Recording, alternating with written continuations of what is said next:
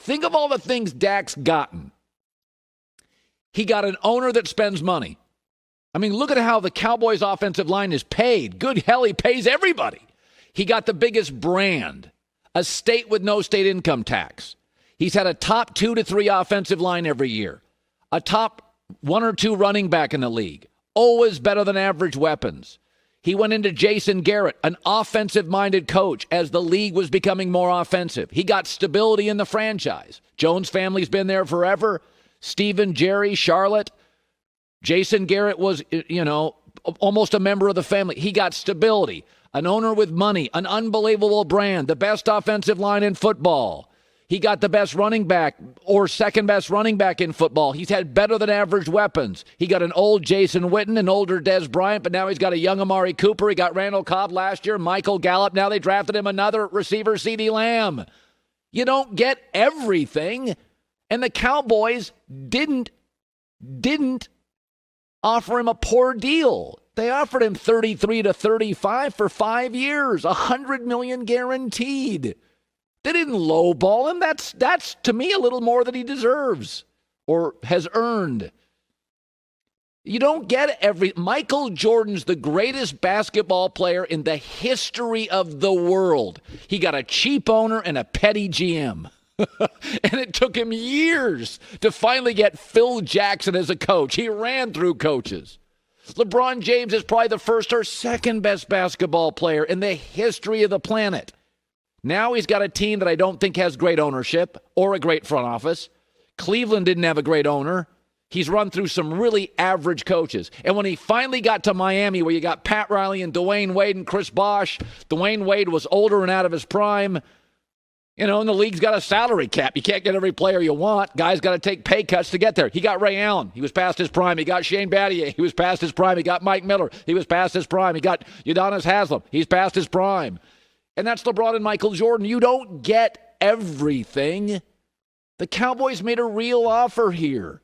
They just wanted 5 years. That's how Jerry rolls. The Cowboys like to give long contracts. A lot of players like stability.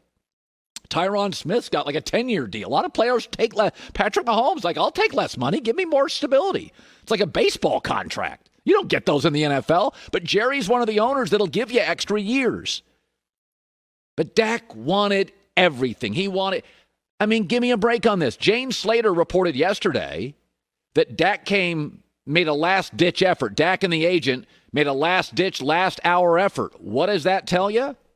That tells me Dak made a mistake. He thought Jerry was going to cave, and let me tell you something. When millionaires take on billionaires, you know who wins. Jerry didn't cave. You can't call Jerry cheap. He pays everybody. He was willing to pay Dak $100 million. You can't say Jerry didn't like him. Jerry likes Dak. He said it publicly.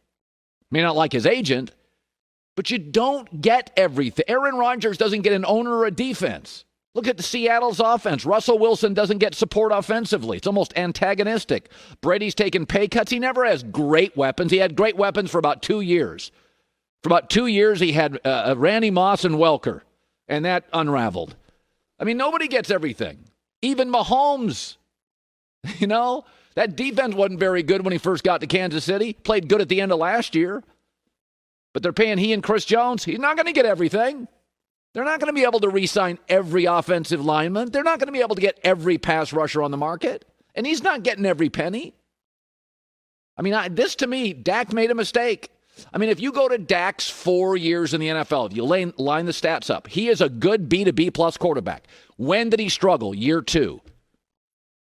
Year 2 is when he didn't get everything. Year 2 is when Zeke got suspended for 6 games and the offensive lineman, the star at the moment, Tyron Smith, was out for a couple of games. In the second year, when he didn't get everything, he got some instability at running back, instability at left tackle. What happened? He wasn't as good. He couldn't carry the team. And there's only about 7 or 8 guys that can carry the team, so I don't blame Dak Prescott.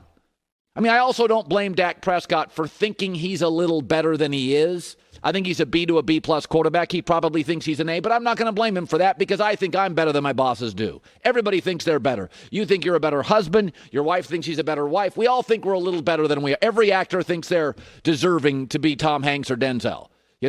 Okay, so I'm not going to blame Dak for that. He's young. He thinks he's a little better maybe than he is, but that's okay. We all do, and he's young.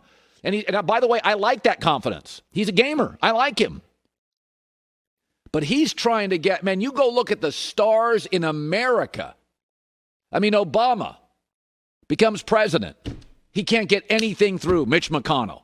He got everything. I got what I want. And then halfway through, it's like, I give up. I can't get anything passed. Nobody gets everything. Even the NFL. Oh, they get everything they want. It's called COVID. OTA's gone. Preseason probably out. You don't get everything. There's always an obstacle. There's always this. There's always that. I mean, if you really, and I'm not saying Dak's not grateful, but good God, he inherited Jerry, no state tax, the biggest brand, best offensive line, best running back, stability, an offensive coach.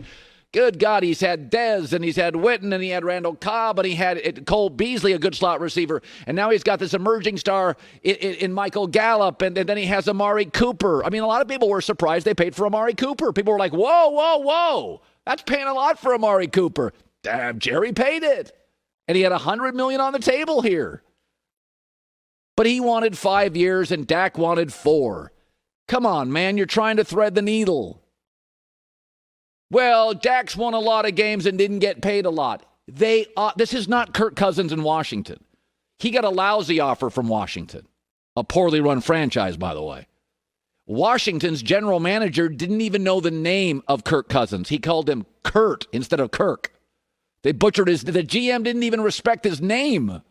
It wasn't the same deal. They didn't make him this kind of offer.